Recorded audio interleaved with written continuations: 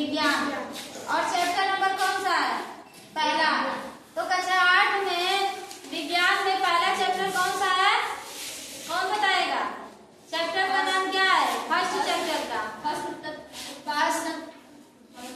फसल उत्पादन तथा प्रबंधन। पहले चैप्टर का नाम है फसल उत्पादन तथा प्रबंधन। आज हम आपको बताएंगे कि फसल उत्पादन यानी कि फसल का उत्पादन कैसे होता है। तो सबसे पहले हम यह जानेंगे कि फसल किसे कहते हैं। फसल किसे कहते हैं कौन बताएगा? हाथ ऊपर उठाइए। चलो बताओ मुकेश, तुम फसल किसे कहते हैं? जब एक ही किस्म के पौधे किसी स्थान पर बड़े पैमाने पर उपजाए जाते हैं। चलिए बैठ जाइए।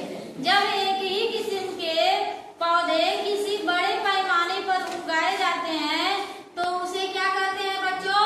फसल। जैसे कि गेहूं की खेती हो गई, धान की खेती हो गई, दलहन की खेती हो गई, किसी भी प्रकार की किसी भी चीज की आप अगर खेती कर रहे हैं तो वह बड़े पैमाने पर ही करेंगे। बड़े पैमाने पर करेंगे तभी हम ज्यादा लोगों को भोजन दे पाएंगे।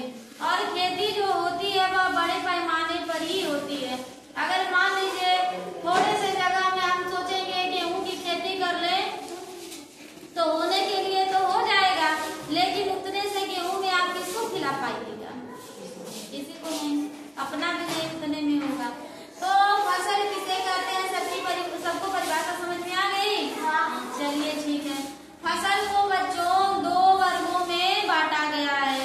पहला है आपका खरीफ की फसल और दूसरा है रबी की फसल।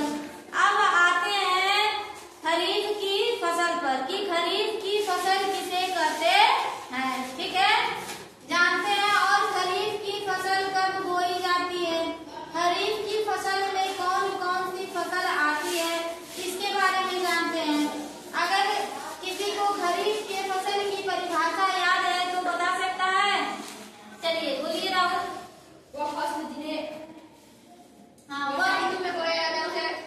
एकदम हाँ वेरी गुड, बैठ जाइए। एकदम सरल परिभाषा है कि वह फसल जो हम वर्षा ऋतु में बोते हैं, बरसात के मौसम में। जो फसल बरसात के मौसम में बोई जाती है उसे हम क्या कहते हैं? खरीफ की फसल कहते हैं। और अपने यहाँ देश में हम किस देश में रहते हैं? भारत में।